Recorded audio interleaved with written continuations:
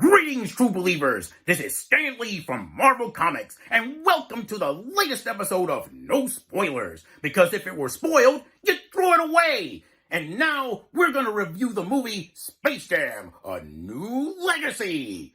Thanks, Stan. Just make sure the money's in my account after you're done. I got some very, very powerful friends who I can send after you. Got it? Yes, sir. So, we'll take care of that later. So, let's talk about a few things before I actually get to the review. I see a lot of people online talking about saying certain things, like this movie wasn't meant for you, especially for people who were complaining about, well, this movie sucks or these characters sucks. Well, let's be honest. As for the people who are calling us old men or old people or old women, whatever the case may be assured that Hollywood will come after your stuff and they will remake it and reboot it. And guess what? You'll be at the old man yelling at the cloud like in The Simpsons. So cut it out. Number two, a lot of people who I didn't realize did not like, there are a lot of people who didn't like Space Jam. I liked the first one. So there are a lot of people who say, well, it's stupid because it's based off a commercial. Well, no, duh. So that doesn't mean that it can't still be good just because it's based off of a product. We've had lots of things that we grew up with that are based off a product, whether it's Transformers, My Little Pony, G.I. Joe, He-Man, She-Ra, Care Bears, whatever. And a lot of times, guess what? Those movies or those shows were technically long commercials. And that's fine. But to say that it was just one long commercial doesn't necessarily mean that it was going to be bad. Sure, there were a lot that were bad, but there were actually some that were actually pretty good. Whether it's Thundercats, Silverhawks, or whatever it may be. So, to say that it was a commercial, yeah, of course it was. The people at Warner Brothers were wise to say, let's make a movie off of this after the original commercial aired during the Super Bowl one year. And it got a lot of attention. It made a lot of money in the box office. So guess what? It worked. Okay, so what? Next thing, the political aspect of it. I know that a lot of people were complaining about Lola Bunny losing her sexiness and Pepe Le Pew being in it and not being in it because, well, he's this, that, and the other. Okay, I don't care about any of that. I've already said my piece about all of that. I'm not going to discuss it here. If you want to know what I think about it, dig through my Facebook and you can find it. If you can find it, go ahead and read it. I don't care. Say whatever you want and make your opinions. That's fine. I personally don't know anything about LeBron James other than he's LeBron James and they call him King James, which, a book out of the Bible. And so I guess he has some arrogance about himself. So, to give himself that title, or if others gave him that title, who knows? But I don't watch basketball, don't play basketball, don't watch sports or participate in any sports. What's that you say? Black man who doesn't watch or play sports, let alone basketball? That's hard to believe, isn't it? You better believe it, brother. So I could care less about what King James has to say. I know he's controversial, but okay, whatever. Let him say whatever it is he wants to say, whether it's right or wrong or whatever. Screw him. I don't care. Now, let's get to the review of the movie. Speaking of King James, there was something special about Michael Jordan. Don't know what he was like, behind closed doors, but on the court and on in front of the cameras, he really had a certain charm about him. He was very charismatic. He could draw people to him, and rightfully so. That's what made the movie, made the original Space Jam what it was, in my opinion.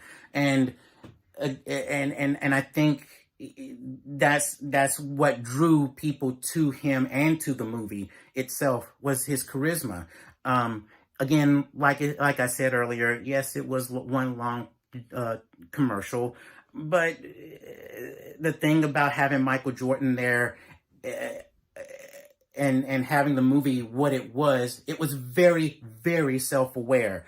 You know, there was one line Wayne Knight's character says to Jordan, you know, put on your Hanes, tie up your Nikes, and eat some Wheaties, and we'll have some McDonald's for dinner. I mean, and it hit home. I mean, it was being very, very honest as to what it was. And with LeBron James in this, it seems to take itself pretty seriously. And again, going back to the commercial aspect, sorry, I'm going back and forth here, but is this an advertisement for something? HBO Max? Yes, no doubt about it. But I think this movie isn't as self-aware as the original was. Daffy kisses the Warner Brothers signal insignia on his butt. Everybody, Bugs and Daffy travel to the real world in order to get Michael's shorts and shoes. I mean, to me, that's part of what made the original Space Jam what it was. We don't get this here very much. I mean, there's a little bit of it, but it's not as much as the first one. And I think that's something that that's missing from this, as well as LeBron's personality. He does not have that charm. I can think of other people, other players, basketball players, who probably have more charm than he does. And I mean, Shaq, but he's out of the game. He's been out of the game for years.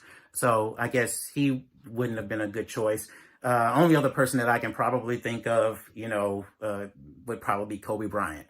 Of course, he's passed on now. But who knows when they started shooting this movie? Maybe he was alive during that time. I think he would have been a better pick. He seemed to be very down to earth and very charismatic. And because of that, I think he probably would have been a better pick. But maybe they did approach him. Maybe he turned it down, or maybe he was too expensive. Who knows? Just throwing it out there. Maybe we could have had a better pick. But again, that's neither here or there.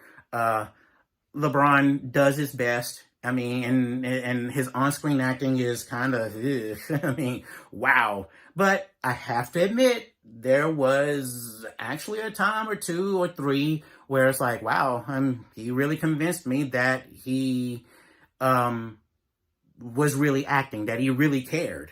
And so I have to give him credit, for, you know, a little bit of credit for that. And it was mainly with his son, in scenes with this, in the scenes with his son during the end, basically. Let's talk about the real reason why I really want to watch this movie, because let's be honest, this movie wasn't really necessary, and I think the majority of us can all agree on that. The only reason I wanted to watch this was because of the Looney Tunes. I love those characters. I always have. I grew up with them. I watched almost every Looney Tune cartoon growing up, not all of them, but the vast majority of them that were able to air on TV. And even when the original Space Jam came out and they were still airing the Looney Tunes cartoons on TV, I could always tell that they were heavily edited, and I hated that because that's how many times I had watched them over the course of my life at that point in time. So, on that aspect of it, the Looney Tune characters do their job. They, you know, they act like themselves. They are them true selves, and they bring the laughs. And on that aspect of it, I also want to see this movie because there's very few movies now where there's hand-drawn animation. And that's one of the main reasons I wanted to see. You can see it in the back right there, where Bugs is hand-drawn. There's not a lot of that anymore, especially in the movies. So I really, really wanted to see it because of the Looney Tune characters and because it was 2D animation. And the animation is beautiful in this as far as the hand-drawn animation goes. They brought a lot of people in who used to work from Disney and for other animation companies to work on this. And they bring it. I mean, they do an absolutely wonderful job with this. It's when the tunes hit the 3D world is when things kind of take a turn. They don't really look that good in 3D CG animation. the animation is a little choppy. It's not as fluid. It works, but it's a little hit and miss here and there. So, if anything, watch it for the Looney Tune characters and watch it, for the 2D animation. The voice actors in this, Bob Bergen, Candy Milo, Fred Tatasciore, Eric Bauza, Jeff Bergman. If you don't know any of those people, you need to look them up. They're very famous professional voice actors, and they do their jobs wonderfully in this.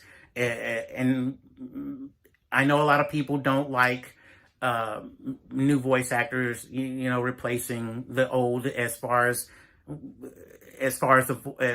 voicing the characters. A lot of people feel that they're not good enough. But look, they do their best. And truth of the matter is, a lot of them honestly, truly do love these characters and idolize Mel Blanc and June Foray. And many of those, and let's be honest, those people have passed away many years ago, or passed away several years ago at this point. So they have some huge shoes to fill, but I honestly believe that they do a very, very good job as far as this goes. Truth of the matter is, LeBron James actually does a better job as a voice actor than he does as an on-screen actor, to be honest. He was actually a little bit more believable, and I actually give the credit to the voice director in this, whoever it was. But the thing is, with LeBron James, he spends the majority of the time in this movie as a toon, and that's good.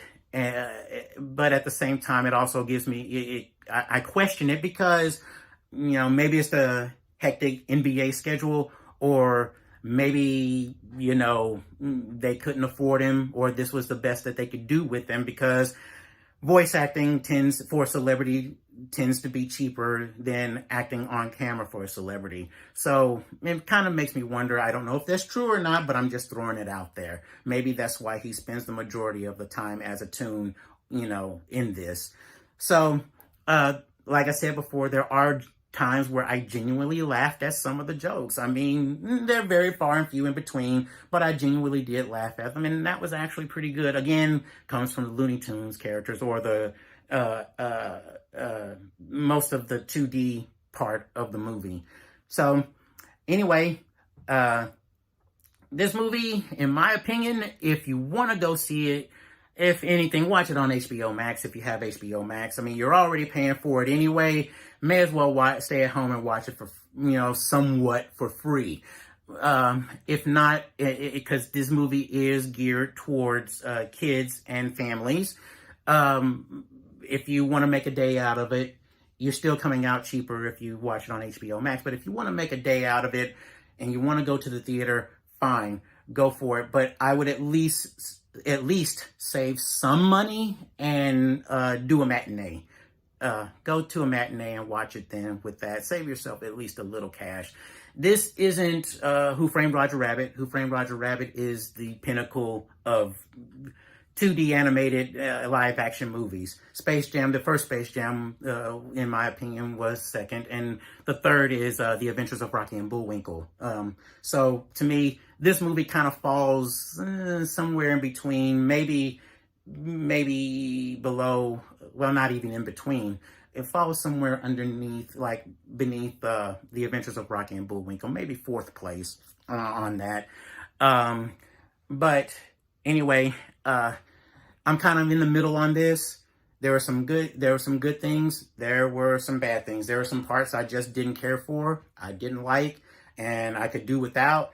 And truth be told, if I were to watch the movie again, I would probably just go ahead and skip the live action parts and just go straight to the animation parts and then to the game at the end. That's just how I look at it. I don't care about the live action parts because I don't care about what was going on with this, that, and the other, and all of those people and all of those characters. So, if anything, if you're going to watch it on HBO Max, take some time and wait. There's no rush to see it. Think about it a little bit. Listen to people that you trust who probably have watched it and go from that.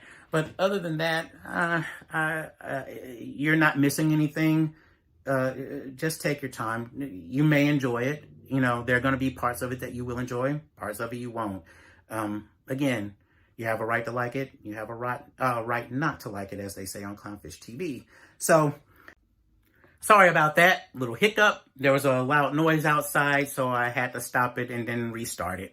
But anyway, if you decide to watch this movie, great. But just watch it if you want to watch the Looney Tunes and see something new from the Looney Tunes.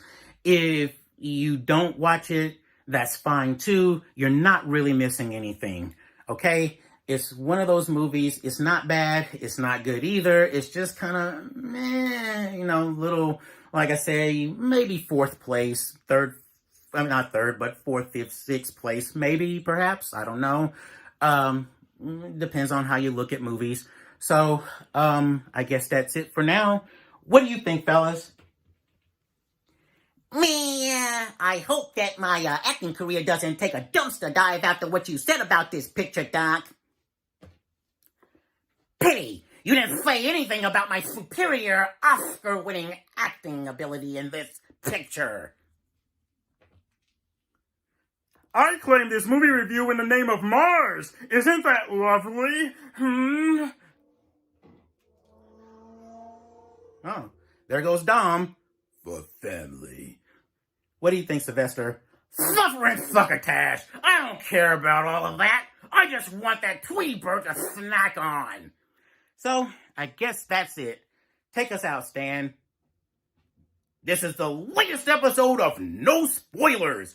And remember, parents, don't give in to your kids too much, because if you do, they may end up spoiled. This is Stanley signing off. Excelsior!